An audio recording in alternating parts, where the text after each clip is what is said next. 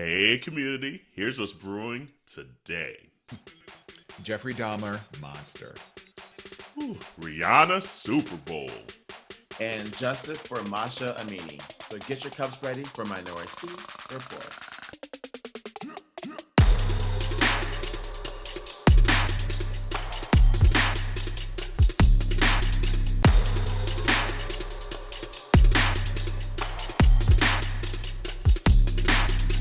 Hey, welcome to Minoritea Report. It's Auntie Corell. It's Auntie Dwan. And it's Auntie Jarrell. Hey, what's up, community? Hopefully you're doing all right today. You know, like like the rest of America, we were already pre-gaming, talking about this Jeffrey Dahmer. So before we get into all that, please subscribe. Please hit the like button and all the bells and all the things and everything like that. And follow us. And actually leave us a review on like iTunes or not. Damn, that shows my age. It's not even fucking iTunes. The podcast shit. What was it? The Apple Podcast. There we go. Damn. Where you young people be at today? Right, wherever y'all be listening to us at, you know, leave us a review because it really does help the algorithm for folks to find us and suggest us on other, you know, podcasts and things like that. So that will really help us out. We appreciate it. But before we get into everything, y'all gotta do something, damn. Right, you know, help your sisters, your aunties, your brothers out. Come on, all the above. And by the way, it's just triggering another thought.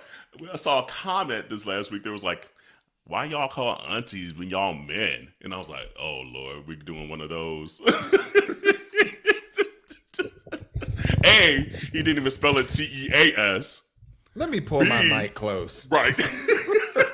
And shift the camera. Right.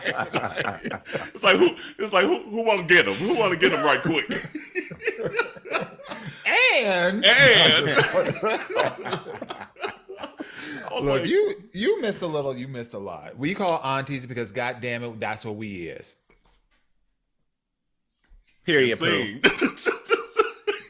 Next conversation. I was like, ooh, they're trying it today. Not trying to genderfy our conversation. But not you having 191 episodes to listen to figure out why we called the aunties. And that's what I said in the reply. Oh. So we see each other. You know, this is why we call it the aunties, because we cycling. Period. Okay. We cycle. Look, we're on the same cycle together. But stay on. If you want to go through 191 episodes, we appreciate it. We need the numbers. Thank you. Yes. Oh, Lord. But how's everyone's week going? Going well? It's been a rough 10 days. I ain't gonna lie. Yeah. Ain't gonna lie. I've lost 3 people in the last 10 days. Oh, I'm sorry to hear that. So I'm ready for September to be over. September started up here, Vegas, you know, we were at the strip club, you know, we were doing it.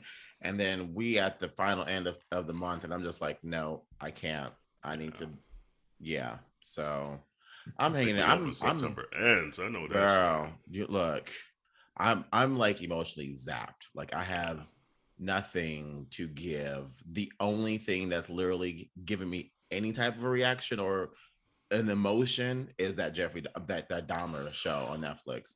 Other than that, nothing is affecting me. I'm numb to everything.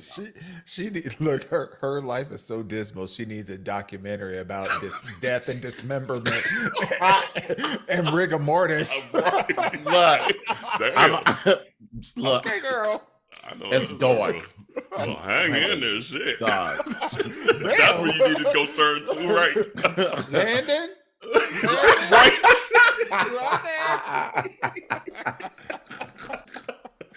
Oh man, this Jeffrey Dahmer thing.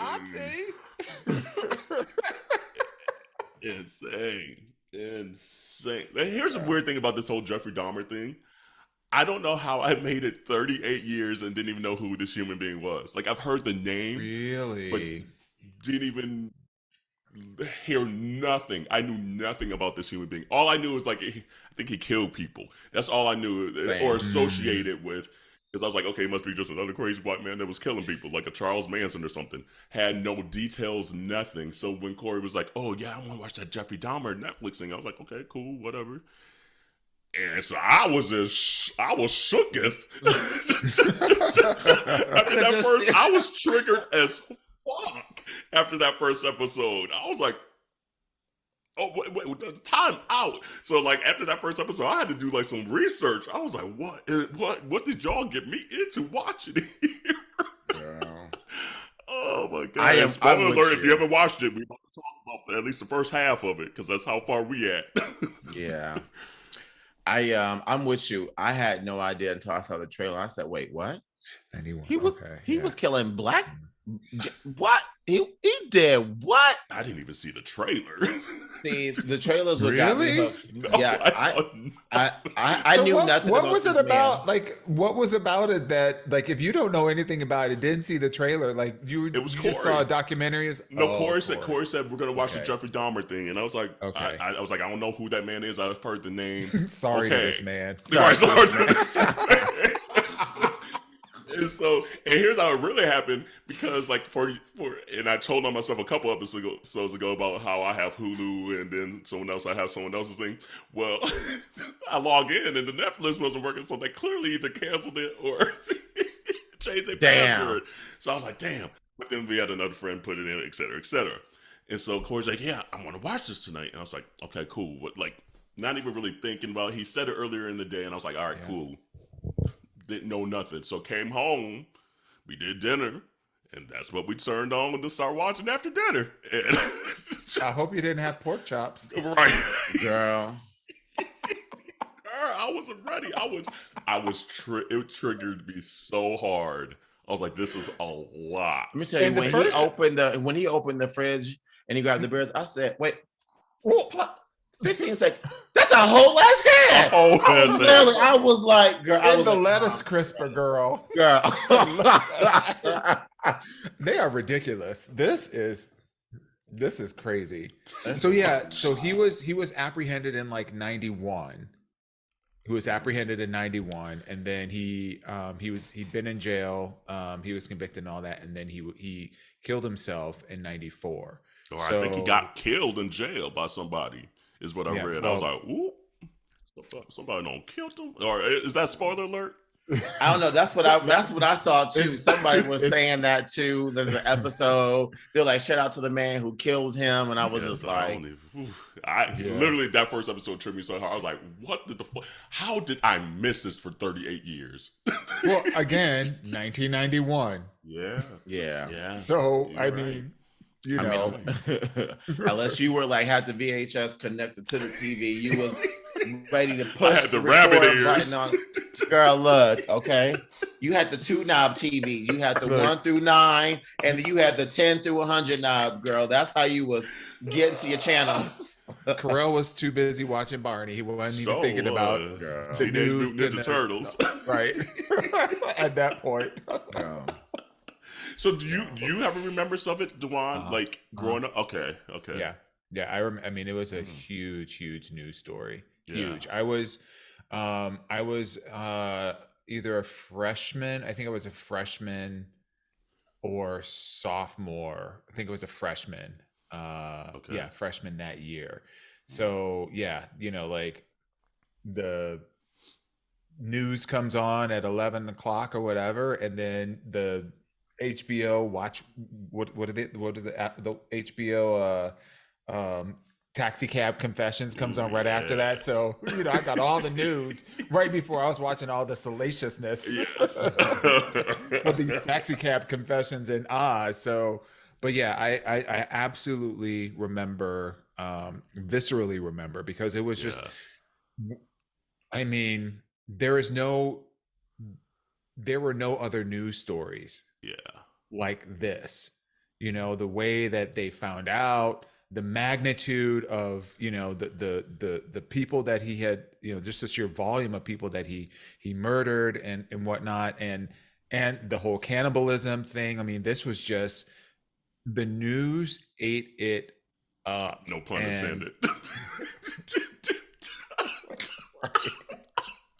Too soon, Jarrell? Nope, not at all. It's been 30 plus years. So let me tell you, but not being able, like, all I can see is him eating a heart. Like, that's all I can see. Like, you said that, I was like, the images from this show has just like, now I'm like, this is wild. This shit is I have to say, like the early to mid 90s, there was a lot of crazy shit happening. There was Dahmer, there was the Menendez brothers, there was the O.J. Simpson stuff, like there was a Rodney King, like there was a lot of craziness going on in the 90s. I mean, you know, Whitney said it, crack is whack. They were wilding out. In the home of the brave.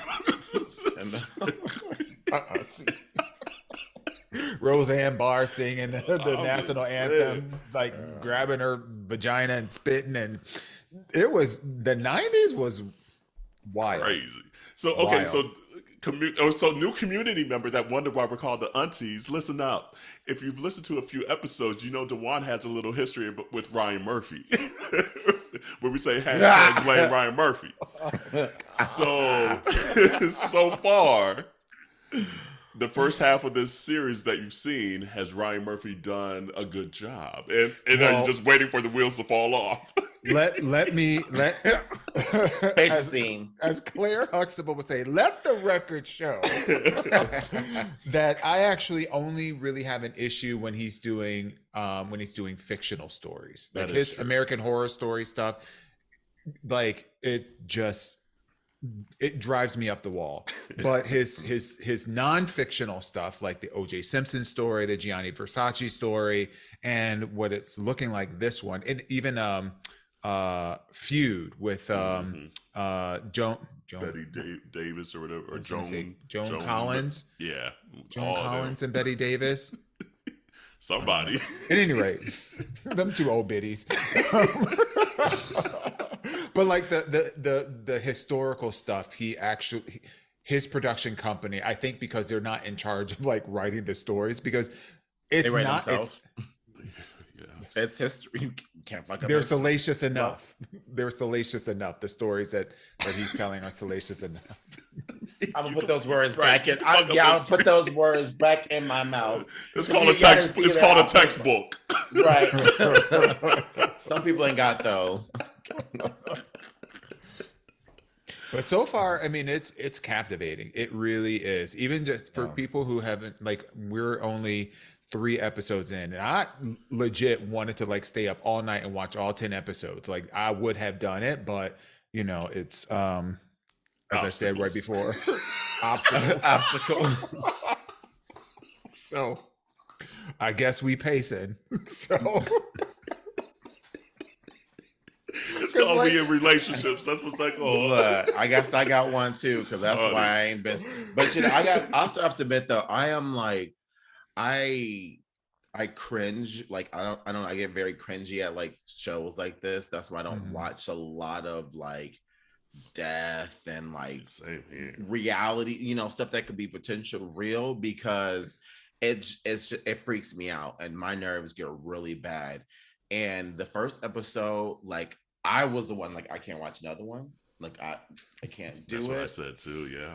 And then by like the second one, I was like, okay, I can keep going. Like I can keep going. I don't know if because they did the flashback. Because they hit you hard with that first episode. The first they let you know, right? And the throat, bitch.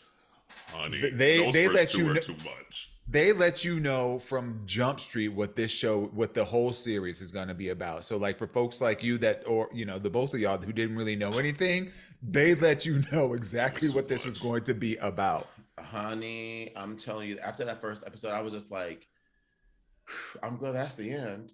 Like in my mind, I was like, like it was like that's the ceiling. We're going down the roller coaster down, and then right, exactly. Like, but wait, there's more. I'm like, oh no. I was like, yeah, like don't get me started on the daddy, like the parent. I like. It's too much. It really is. Like I almost want to. Like I'm not saying that it makes sense, but like you could understand how someone could be so fucked up as well, seeing some of the things like that too. Yeah. And I'm just like all these people, and then like the police. The nigga got the nigga. He was evading the police like nobody could have been stopped. Could have been gave one of the people back to him. Yeah. That kid, and then one of the black women, whose brother he was arrested for and convicted for molesting. It was too much. And here's the crazy thing, because I'll be looking up shit after this shit. The police officers got fired then, but got the jobs back and retired from the police force in 2017. Yeah. And so that means they're getting pensions and everything. Yep, they Shut sure are. This is me the fuck off. That's what started triggering me when I was like, this shit is too much for me. No. I was like, I can't deal with this. Can't deal with this. I mean, that whole police thing had been a racket. Can we I just want to like digress for just a little bit. Because one of the things that irked me, it kind of like I liked it, but then I was just like a little pissed about it, was when they were in the black gay bar. Mm-hmm. Now, I don't know about you all. No, because I actually really like the I'll Be Sure. Yes. That was fire. That was a throwback. I was up there like, okay, about you night and day. I was like, okay, I'll be sure. But then I was looking around this bar and I'm thinking, now I wasn't out in the 90s. I wasn't out in 1991, and certainly not earlier than that when he was doing all this stuff. But like I was out in 98, 97, 96. I'm going backwards. Right. I ain't never been to no black gay bar nor no straight gay bar that looked like that.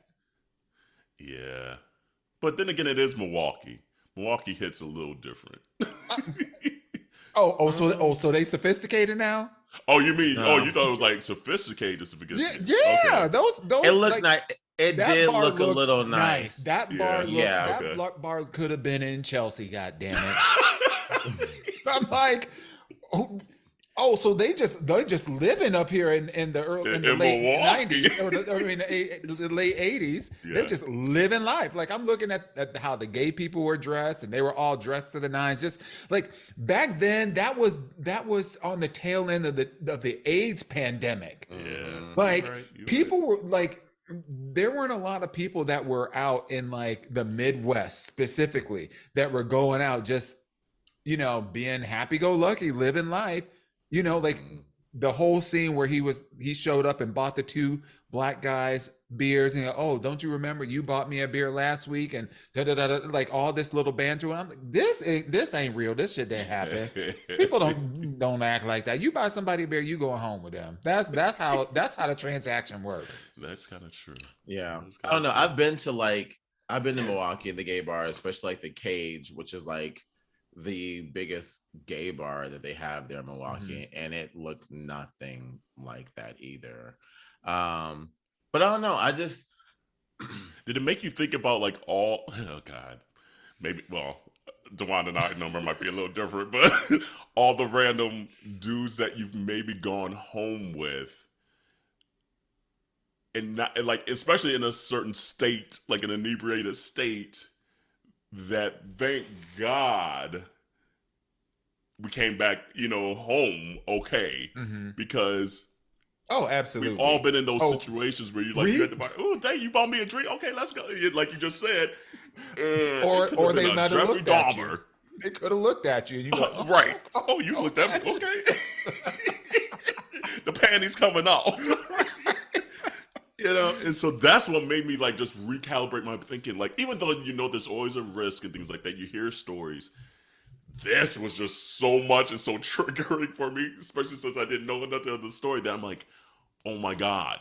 Like, especially as a black human being and cops not really checking for us, it could be any of us, and that's a scary thing. Being black and gay back in the 90s, early 90s, mid 90s, whatever, there again, this is before smartphones. This was before like social media. This was before like easy instant access to information. This is before like, like a lot of people didn't even have cell phones. They had fucking beep like and This is even in before 90, MapQuest 91, did. this is like this is like Yeah. this is like 1989, 1980, like from 80, I think it was like 86 to 91 was when he was doing his killing spree.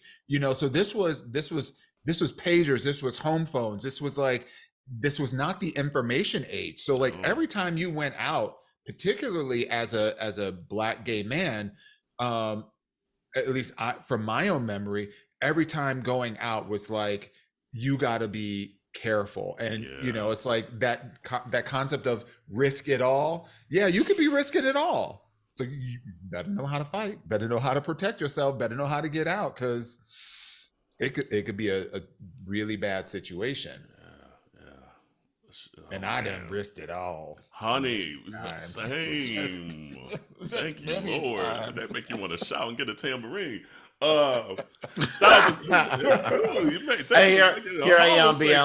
I am being like, do I have any stories? Nope. I think I got 2. I think I've literally went home with 2 people. Well, you made it home from them 2. Thank you, Jesus. Yeah. Shout out to Niecy Nash though. Niecy Nash acted the shit out these episodes. 100. People be forgetting that Niecy Nash is an actress. I didn't even an actor. I didn't even realize until I think it was even like either by the end of the first episode or by the second episode that was Niecy Nash. Yeah. Right. I love that. I love that kind of physical transformation where you just pour yourself into a character, and it's not like this is a, super, prosthetics and things like that. Yeah, but just the realism that she brought to it, like the hallway conversations. Yes. Even when they did like the phone call, they redid the phone call. Yes. Bitch, I was like, I was stuck. I was just. I can't believe this is real. Like this shit actually you can't happened. make this shit up. You really cannot. Yeah, you cannot. A lot of, and I was reading an article just before hopping on the podcast because I just finished episode 3, and I just wanted to understand because they're taking a lot of, they're scripting a lot of this, but they're also using things like well-documented transcripts, phone call conversations, voicemails, like all that, recorded conversations from the confessionals that are the confessions that, that they were taken, all that stuff. So they were doing a lot of true to life, but like there were other things that, they had to come up with, like the whole kind of exchange that happened with him and in the gay bar, and taking that one guy home that ended up escaping, and then calling in the police, and then they ended up taking him back. That like a lot of the dialogue of those things, they're making up, and like they did a whole flashback to him and his like younger years, and really kind of telling the story about his fascination with roadkill, bodies, like these kinds of other episode things. 4. Yeah, where's episode 4? Is even crazier. You're just like, the fuck? It's going on. It's so crazy. Like he's playing the shit out of this role. Oh my god! Right? Role. Yeah. Could you do this? Could you for most people knew the story, and you get that script and you said, I want to play this role. Could you do that? Like, or would that fuck you up so much? Like, how do you get out of that? Well, he said it's been fucking him up. He said it fucked him up for like a few months afterwards. And like I watched this YouTube video when he talks about like getting the script and stuff. I sent it to you. But he talked about like how he was just like, I was kind of scared to go to this dark place, but he was like, there were fantastic people on set that helped me from not going too far. Okay. He was like, because he was like, the only way I felt like I could do this is by like going to a place that was just truly, genuinely like fucked up. And Because in my You mind, I'm could like, is this tell. Quicksilver from X-Men? Let me tell you, because like even in that video, like on YouTube, like he looks mess. Like you can tell, like, Yeah. like homie ain't done shit. Like the beard, all this is just a mess. The hair is just a mess. He just looked like, I'm here because this is a promo, but I want to be done with this He shit. said Pose Like, was a piece of cake. yo, okay, okay. He said, Ryan Murphy, what the fuck you do to me? Just like, don't call me no more, Ryan. Right. Just the amount of like, like prosthetic fake organs that he had to like fondle and caress and like touch and like just yeah. The only flip side of this whole thing is like we are starting to see articles come out of like the families having no clue that this was coming out. They were not like discussed with. There was no conversations to get their point of view. So part of it too is kind of upsetting that, because a lot of the press is saying that, oh yeah, we're doing this to tell the different side of the story. Part of telling the different side of the story is at least getting their side of the story first before you start creating this. So that's the only maybe part of it that's starting to rub some people the wrong way. That's just like, if you're truly going to start saying that in the press, and then the actual families and the people that were in the courtroom are saying, we had no clue this was coming out. We got the same trailer that y'all got. You got to get your story straight then. You know you just wanted to make this story, which is quote unquote fine, whatever. There's many artists out there that make shit that shouldn't be doing it. A lot of autobiography books that out there that shouldn't be out there that trying to tell the true story. Yeah. Don't say that then. Just say you just wanted to make the story. Cool. Yeah.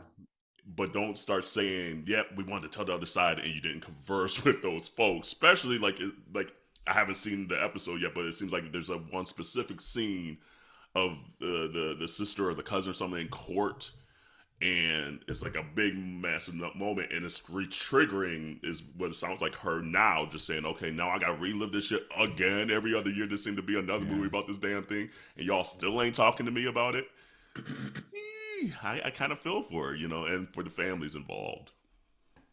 Yeah, I mean, like, I'm a little on the fence. Like, I understand.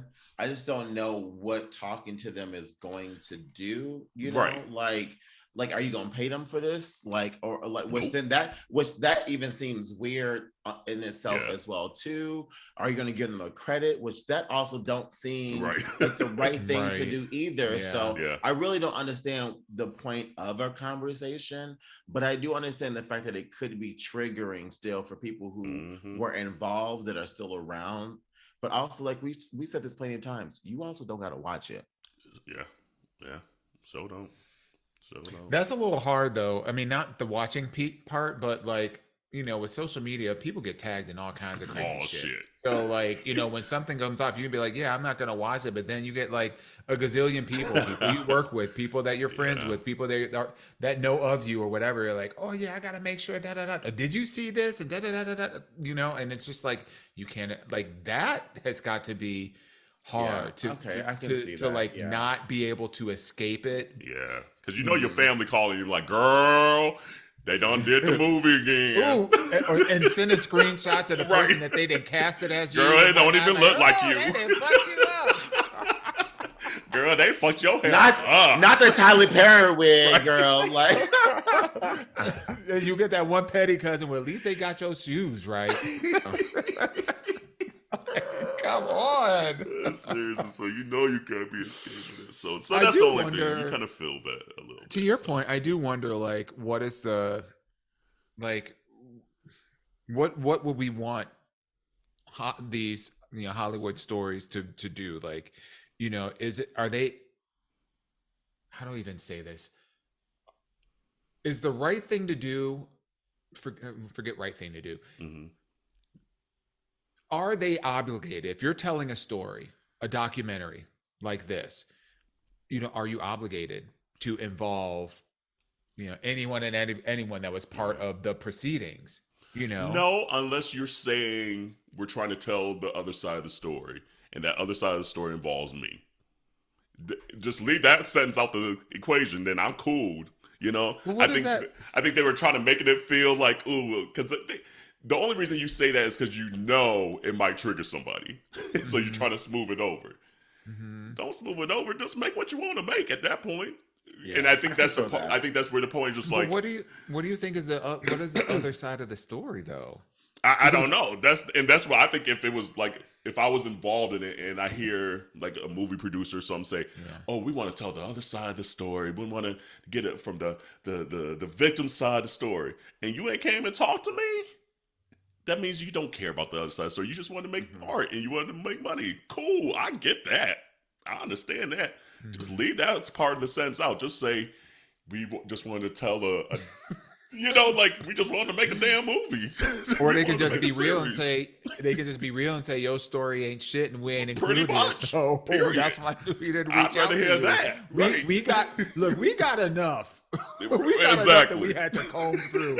We done got the transcripts. We done got the voicemails. We done got the books. We didn't got you know, It's the like, photo. leave me out of it then. You don't want to tell my side of no damn story. You just want to tell a story.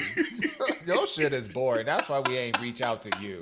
So yeah, so no, I don't think there's obligation. Right. And you man. Oh yeah, he tried to bite me one time. Yeah, tried to, and then didn't do it. Right, did do it. So, True different. No, Especially in this story. I remember one time he bought me a drink too. Oh, so you want to get ate up? That's what you're saying? You still here, so what happened? Nothing happened. I was cleaning the hallways once when he brushed by me and bumped into me. Like, y'all story is bullshit. So I want to know where is the first guy that escaped? And then you haven't seen episode 4. I want to see a family member. I'll say that. Yeah. Where's this family member now? Because because those are the stories I want to hear. Yes, because I was definitely like, where's this person at too? I'm 100% with you. And but I again, was looking too. I was like, ooh. Right. But we're only halfway through. So I wonder like if we're gonna see that person too. Maybe they got 8 too. No, they out here. At least that's what the articles are saying. That I mean, people that I'm looking for, right? Because they didn't look like us. So yeah, it's not the first person. The first person I want to see where he at when that escaped. Yeah, and then the second person don't look like us. And there's a moment to it. I want to hear DeJuan's reaction. There's a certain moment in episode 4 that has a slight Ryan Murphy effect. That I'm like, oh, here we go. I know exactly which moment you're talking about too. I know exactly which moment. Well, look, they already in episode 3 then already introduced aliens. So I'm like, here we go. This kind of bullshit. That mother, she's like, oh yeah, I saw on the Akron News that there was a UFO and I followed these lights. I'm like, oh, okay, Ryan Murphy. There we go. Here we go. Are we gonna have what's her name, Mamie LaRue or whatever the fuck her name was from the Bayou from American Horror Story coming out and casting some goddamn spells? Oh, bitch! You talking about Angela Bassett's character? No. God, what's the one that Kate? Damn, what is her name? I just Kathy Bates. Kathy Bates. Some Mama Mamie LaRue or some shit like that. You know, the woman that was. Huh? Emil LaRue. No, just play. LaRue theory.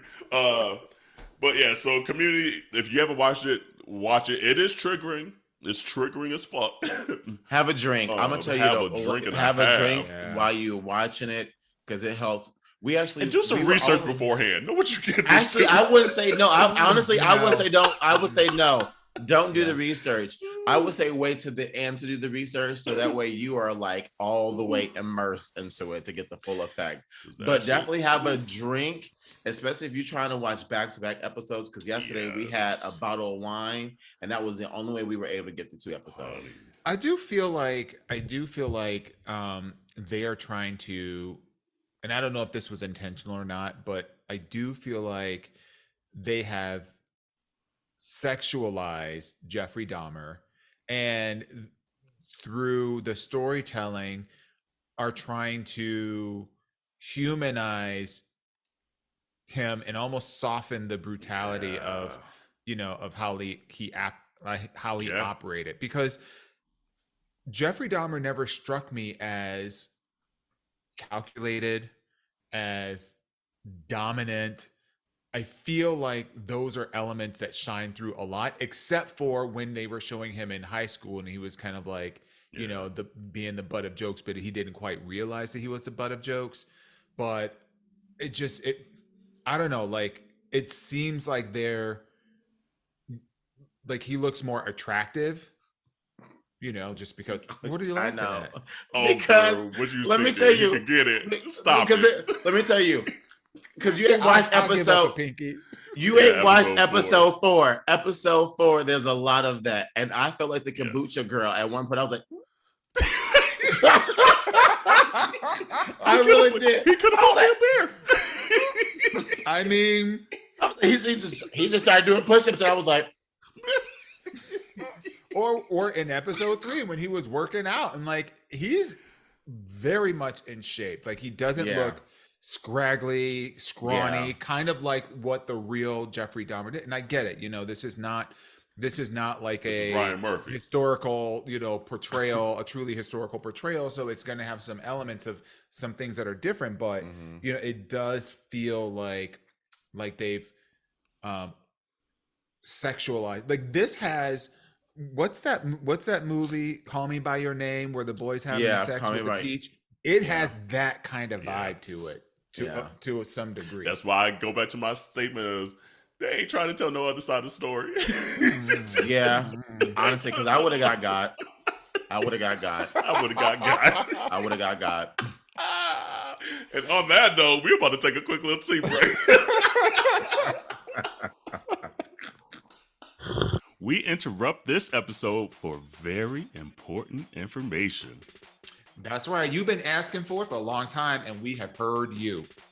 Yep, it's been a long time coming, but it's finally here. Yo, Aunteas got merch! Hey! That's right. You know what? We got tees, we got long tees, we got sweatshirts, we got fanny packs, there's just a whole gamut of stuff out there, so go and check that out. We are so appreciative of your love and support, and we are so excited to launch it. Girl, where can we find us at? Ma'am, they can head right over to minorityReport.com to check out the selection. That's right. That's MINORITEA report.com. Woo! I'm about to go get me some myself. I could have lose the finger. You know, I like beer. I like a drink. Nibble on this. Look, I got some love handles. Come here, baby. Come here. Let me stop. I'm done. Oh, we gonna get canceled. We made it 191 episodes. It was a good run. Looks like our next podcast would be called Call Us On Toes. Not Auntie. I know they're going to be writing us, you aunties over here not rooting for black and brown men. It's like, girl, bye. Anyway, okay, what time is it? Ask your auntie. Oh, man. You got it, Jarrell? Yeah, it says, I got an AYA as this has boggled my mind for some time. Why is it that some of our biggest supporters are the people that we don't know? Because they bad. They big mad. I was actually thinking about this. I'm gonna jump in real quick and just say, I think a vast majority of us have the wrong kind of people around us. You know, and because what I find, and this is my own personal experience, and others may have a different perspective, and that's great for y'all.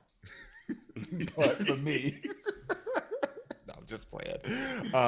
But no, I feel like a lot of people get love from, I don't want to say perfect strangers, but from people that you don't really know really well, in part because a lot of the people that know us the most may not necessarily see the vision for us.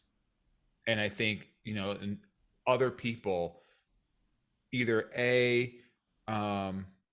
are more attuned to the things that you're striving for and will support you in that, because that's they're coming off, they're engaging with you through that lens. Whereas the people that we've known the longest or whatever, they've seen us try Atkins and all the whatever little things that we try to do and didn't see it through, and so they're might be less likely to engage with us with that. But also there are a lot of us that have people around us that that like you to stay where you're at, because when you elevate and you move on and you move into a higher state of consciousness, higher state of being, moving in closer to your purpose, it could also create distance between you and those others who are more comfortable with where you are already today. And it's that lack of support allows the relationship to stay stagnant in the way that it is. Yeah, it's interesting. Like this. Whoops! As I'm like messing up my screen here. This question is kind of interesting because like I was just watching this interview with Oprah the other day because she's releasing that Sidney Poitier documentary, which I want to watch really bad. And she said her and Sidney Poitier like became very close, and like they talked every Sunday, et cetera, et cetera. And it was, she said, back in her 40s, like the height of Oprah. Oprah is like killing it the game.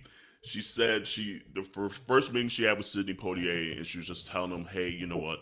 The black folks think I'm not black enough, and then I'm not supporting the black people. And why are you hugging this white person? Why you got this white person on your show and this and that? And he said to her, it's always a challenge when you're carrying other people's dreams. And that is what you're carrying, our dreams. And I was like, damn, that is so deep. And I think that fits on this, that sometimes folks see you doing what they wish they could, maybe that they don't have the strength to do or the time to do or the courage to do whatever, and you did it. And the only way they know how to react, unfortunately, may be hating and this and that and tearing you down because they can't believe that you got there and they can't believe that they could get there.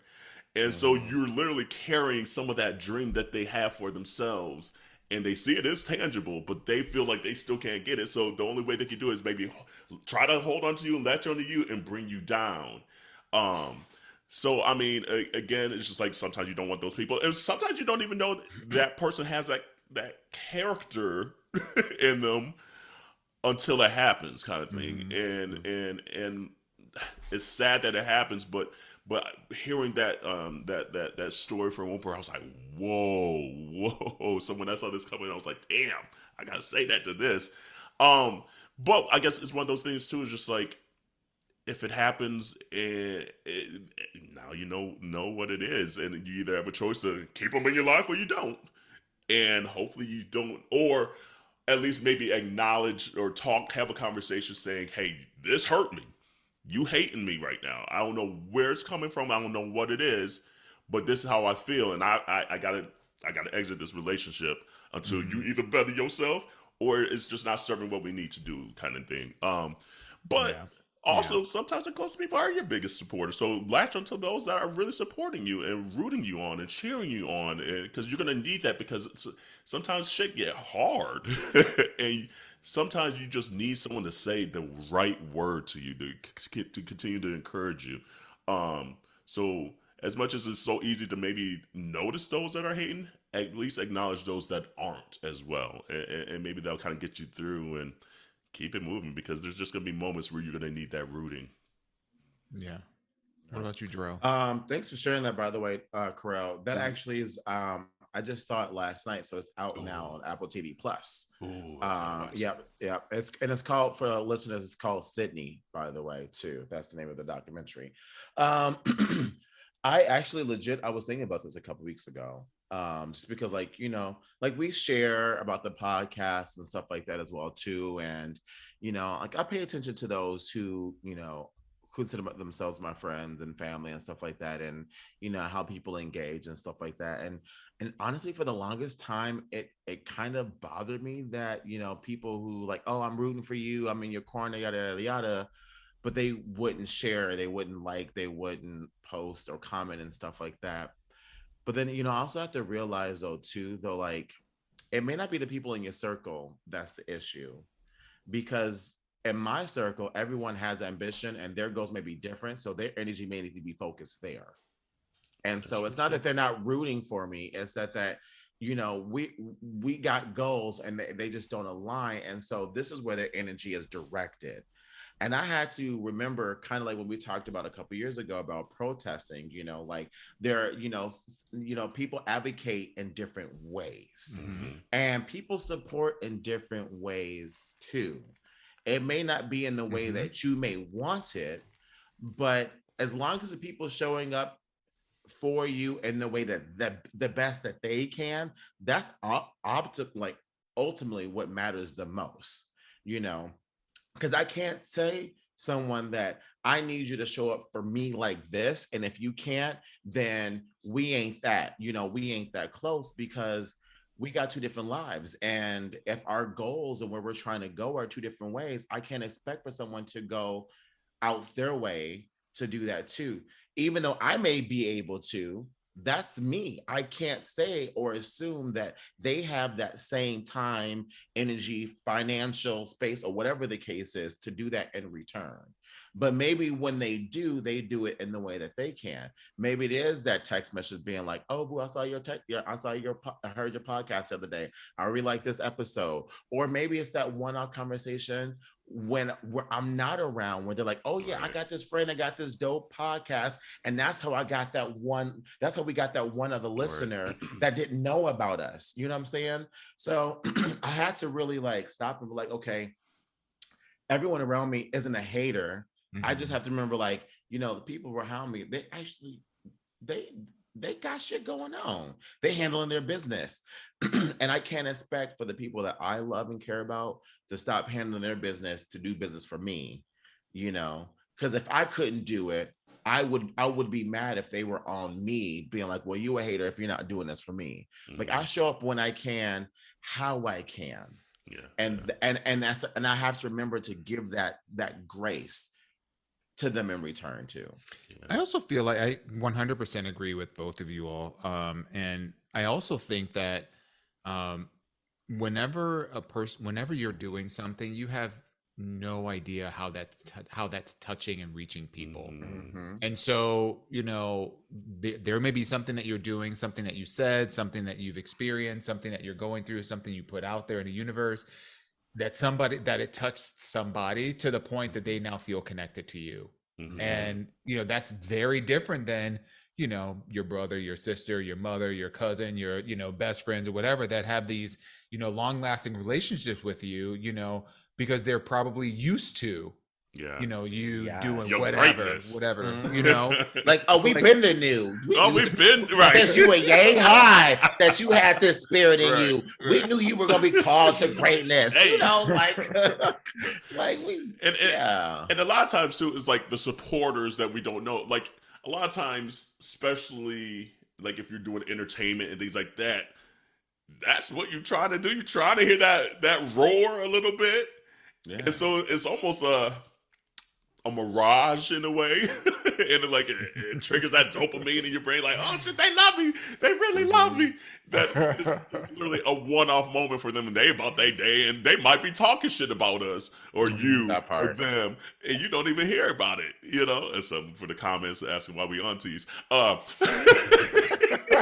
gonna be the thread to this whole episode. Hashtag never let it go. Never let it go, at least until episode 192. But so it's just like, sometimes don't get caught up into the mirage of thinking that everyone's supporting you. When you really do have someone that's really supporting you next to you, and they just there all day, every day. So you kind of almost get blinded by the day in, day out support that they're actually doing, Because those other people who you don't know, the moment you fuck up, they're gonna be the ones who be like, "That bitch got to go. That bitch got to go. She canceled. She done." But the ones who know you, who've been around, will be the ones that will still be like, "No, keep pushing. Yeah, I'm gonna pick you you up. This. We're gonna uplift you, and we're gonna bounce back. We're gonna do whatever we need to do to get back on track." So I would just say, be careful of trying to throw away people who aren't showing up for you in the way that you want them to. And remember that they have their lives too. And just know that, the people who are supporting you that you don't know, that's the whole point of why representation matters, and why we talk about how, why this podcast matters and how we came to be, is because you want to see people who look like you, or who you may connect with to some degree, to some level, and that's okay too, but it doesn't have to be the exact same thing, that exact same feeling from people who know you from jump. They've been new. And if they don't know, then I would be questioning them. They'd be like, if you don't know, you could do that. Right. I do feel like the way that the question's being asked, though, they're really trying to figure out why the people that I know that I'm close with don't support me enough. And I think, Jarrell, you're hitting it on the nail there. I think, it's that notion of, it could either the support that they're giving is not matching up to what your expectation is, and that it's warranted to reevaluate what expectations you're putting on the people that are closest to you, or it could be that they are they're not supporting you because they just don't have the capacity, the bandwidth, the whatever, or it's the you haven't communicated how you want to be supported. Well, or maybe you have, and sometimes it's too you gotta damn tell much. some folk, be like, hey, this is what I need right now. This is what support. That's why we say to leave a review, double tap, shit like that. We're telling you how we need to be supported because we see what the algorithm's doing and things like that. It's our love language, but then we also see what the traffic is behind the scenes. So there's a reason why we're saying it. That's our love language in the analytical language. In the analytical world, right? Shit. It's like, fuck the algorithm, ho. But yeah, no, I 1000% agree with that wrap up that you guys just did on that. So yeah, so continue to say that was a good one. So continue to ask your aunties questions to aya@minorietyreport.com or DM us. And quickly, shout out to Patrick over at Shoutout Socal. It's like a magazine. It's like an online magazine. They featured us this week, and it just came out today. I just saw the email pop up, and it's to meet your aunties, So shout out to them. Support. Shout out SoCal, because hey, they reached out to us, and it was a cool little interview. So check that out. We'll put the link somewhere, probably like in our bio and Instagram and all that stuff. But shout out to them. Hey, what's up, Patrick? Thanks, man. Hey, Patrick. Next time, fly us out to California. Ooh, yeah, that's right. I'm just saying. Oh man. And so, community, guess who coming back? Riri, and one little football in one hand. Done shut down the damn internet. And we all about it. Shut it down. Shut it down. Let me tell you. That thread of like, I think, Corey, you posted it on the Minority Report, but it was Twitter. Like a thread of, man, it was one talking about like J-Lo. It was a scene from Mean Girls when Regina George goes to the room and she's screaming. She's when J-Lo found out she got that Rihanna got a solo performance for the Super Bowl, I fell out. Bitch, fell out. They said let it be Rihanna at the Super Bowl releasing more Fenty. Look, not them putting Rihanna by the Fenty booth on Beyonce's Formation Super Bowl with it like this. Rihanna trying to remember her lyrics like that. Now that's the one that took me out. That took me all the way out. I'm just amazed at like the coordination of it all. Like PR people, marketing people, y'all have some of the, I don't want to say the toughest, but one of the toughest jobs trying to like carve out space, because I mean, think about it. You have Beyonce who dropped an album, 6 weeks ago or whatever. Her visuals had not dropped yet. So we don't know whether there are visuals. We're all hoping that there are visuals, whatever. But like, it could have been dropping any moment. You had the Little Mermaid, trailer being released by Disney. Like just all of these big things that are happening in the entertainment world, and then to just like were they just sitting on it and be like, okay, it's Tuesday, not a lot of stuff going on. Do it. Well, here's the thing. Yeah, Jay-Z's the one that's coordinating this, so he know what Beyonce about to do. He's like, okay, Riri, Beyonce about to drop it on this date, so you need to drop it on that date to help you.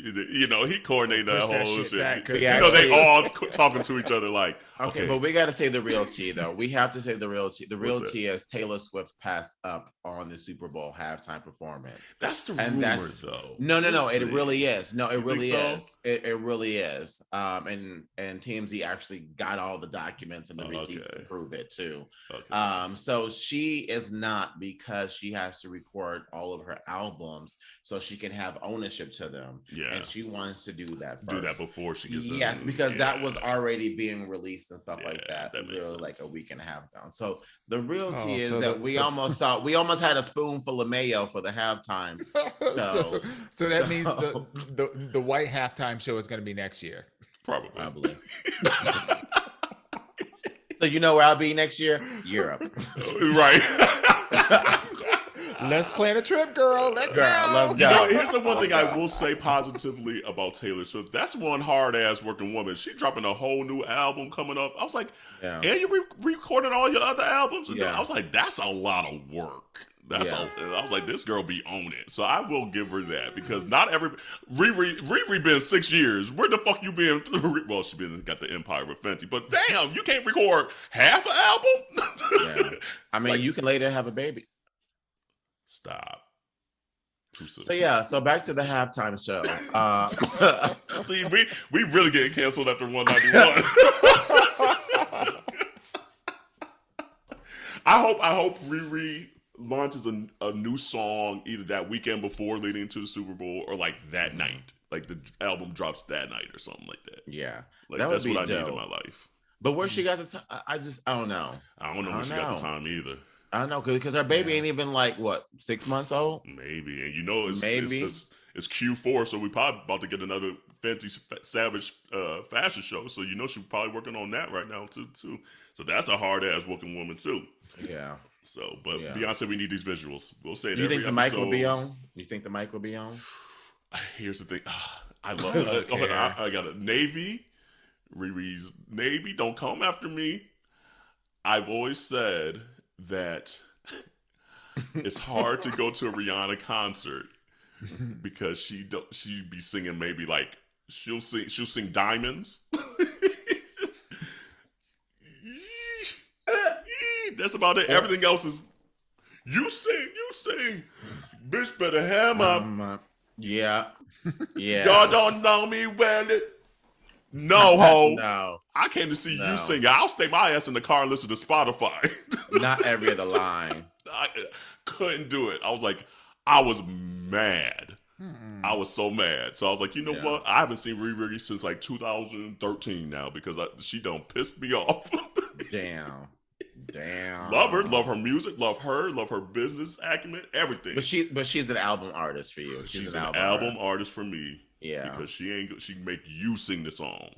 And for me, I would have to cancel a whole artist if I saw them live. And no, because you a lie. You a lie. It's like I paid all this money for you to sing. Right. I sing enough in the car to your songs. I'm Right. cool. I know how I sound. Where my record label at? Where my microphone at? Okay. So we'll see. We'll see how it go. I mean, you know it's gonna be a spectacle though. She's gonna put on a show. Let me tell you, you know what? she'll I put on a bet show. you, you know what? Bet you we won't get any music, but I bet you that's when the Fenty stuff and like that's what she'll do. We won't get any music. That's what she'll new Savage stuff after. Yeah, she'll launch the new Savage stuff there, and it'll be like I bet you she'll make it like some type of like fashion show too type thing. Ooh, that'd be kind of fire though. Yeah, That would be cute. like that's what she would introduce instead of doing like an actual video like she's done. I bet you she would She use gonna fly. this. She gonna fly along on a tube of concealer. No, but you know, like no, the Savage Fenty clothes, the clothes. You know how right, she right, does the right, yeah. Prime Video. Yeah. I bet you instead of doing a Prime Video, she gonna do that and let that be like the fashion show And it's instead. interesting because she does Amazon Prime, but this is sponsored by Apple Music, so we'll see. A clash of titans, if you will. Right. But no, I'm just glad to see her back out there because we need Riri out there. I mean, Yeah. culturally, we just need Rihanna out there. Yeah, culturally, yes. That was what We the absolutely need her out Okay. there. So Oh Lord. And I'm mad at Shereè. I'm looking at By Shereè, her website right now. you mean Sheen by Shereè? Shane by Shereè. Shut up. I'm just like, I'm trying to figure out, like, why do you. I'm just don't understand. Like the clothes on her website are all wrinkled. All of them. Oh Like no. nobody took a steamer to any of the outfits. They're literally like on, like, you can look at that shirt. Oh Look how yeah, wrinkled that's that wrinkled. shirt Oh, is. that is a wrinkle. And why on the the lighting ain't website. good? Just like That looks like an iron on. It probably is. it just Wow. Carell, you I'm killing me mad. with that mug. Where's that mug This- from? This is old mug from Chicago. There was a Oktoberfest that Chicago does every year, and I found the reason I have this big ass mug is like I have found all my old mugs from my Chicago days. Like I have packed it in a box, and that box has traveled from Chicago. And finally, right before we left Atlanta, I was like, "What is in this fucking box?" It's like been in the garage in Dallas. It was in the garage in Atlanta. Let me finally just get rid of all this shit. And so it was a lot of like my old kitchen stuff that obviously Corey's gonna trump my kitchen stuff all day, every day. So I was like, let me go finally donate it and everything. But there was a couple of my old mugs that Corey hates them, but Corey drinks out of them all the time. So I hadn't drunk out of this one, and the other ones Corey has scattered somewhere outside or something like that. So I was like, okay, I'm thirsty. I need a big ass mug for this podcast. So it's an old Chicago Oktoberfest. Let me tell you, that's the Midwest thing. Yeah. Like no other to have it is. random ass mugs and glasses and cups from all different. All And you over. had that. Just let me keep 3 of them.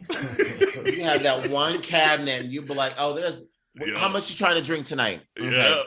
And you just pick the cup Just size, want the big and mug.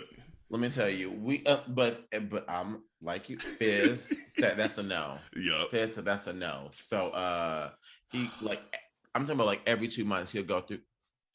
Are we using that? Yeah. That don't match the court. Oh no, that got to go. But Corey got like 9,000 glasses down there that we don't ever use. But he got to keep on that. But that's a conversation maybe for the husband's episode that's coming out later Let me this tell year. you, 'cause he got 9,000 appliances that he don't be using. Don't get me in a fight tonight because I'm gonna leave this podcast and pick a fight. Because it showed the conversation I be having every time. I'm like, I get to keep 3 of these mugs, and you got the rest of the kitchen. Let me tell you. A couple weeks ago, I woke up at I think it was like 8 a.m. It was like 8:30 on a Saturday.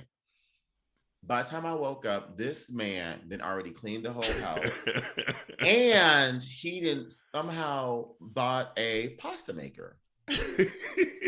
And I'm like, oh, you must have ordered this and you just pulled it out to now. He was like, oh no, like I woke up this morning and like this person was selling it on Facebook Market. I said, what time do you wake up? He said, oh, 6 a.m. I said, you woke up at 6 a.m. It had a pasta maker on his mind. And he was like, yeah, the guy was selling it for like $40. And I said, how about $10? And he said, yeah, if you pick it right.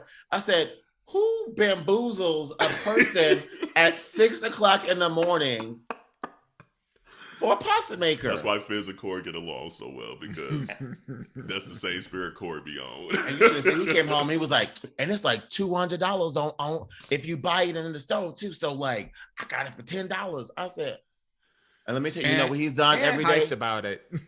But you know what he's done though? He made has pasta. He's made pasta. He There we made go. it. There we So go. I said, at least you're using it. I got in good graces with Corey because he has these old, like Corey's an antiquer, and has these old glasses, like these old Diet Pepsi glasses that he loves. Like those are like his go-to glasses of 2022. We'll see how long it lasts. He'll see something else that he wants in 2023. But 2 of them broke in the dishwasher. Mm-hmm. And so I was like, oh, and he was like distraught about these damn glasses. And so I was like, all right, let me see if I can go hop on the internet real quick and see if like anyone has like these old school Diet Pepsi glasses from the 80s. And I was able to find 4 of them. And so I bought them and just like, It came home, like he was at work, so I didn't even do anything special. I like took him out the thing and had them sitting on the counter when he got home. And he like walked past him first and then like to go water the plants outside or whatever. And he comes back, he's like, "Are these like new Diet Pepsi glasses?" I was like, "Yeah." He's like, "You bought me Diet Pepsi glasses?" He's like, I'm like, "Yeah." He's like, "Oh," like, and Corey's like the most sentimental human being on earth at all. Had some brownie points that day. Yeah. No, I'm like, getting laid tonight, baby. suck this dick right now, ho. Actually, that's what he said to. He's like, "I'm gonna blow you tonight." I was like, yeah. We did it. Right. You get on break tonight.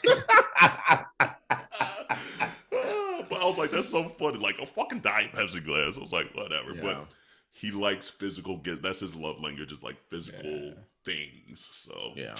Anyway, we'll share more of those stories. Again, we'll have the husbands back. I know people be asking where the husbands at. They'll be back again soon. Tired of us. Soon Like we right. tired of them. Tired of us. Right. Obstacles.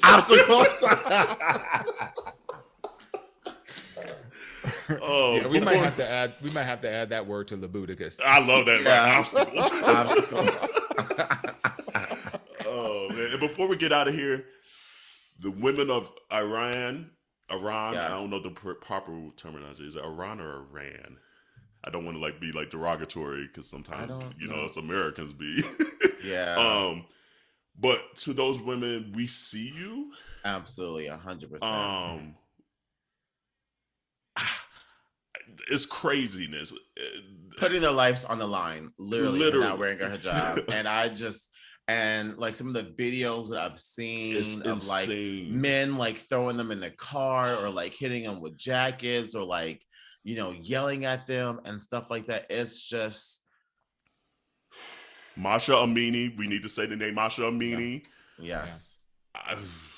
To see some of these videos, and then for the government over there to kind of shut down the internet, so it's harder to get some of this information out. Yeah. It's scary, honestly, because stuff like that, people's other regimes, other countries, other governments, democracy or not, see stuff like that and get new ways in their head of how to spread misinformation and shut down the truth.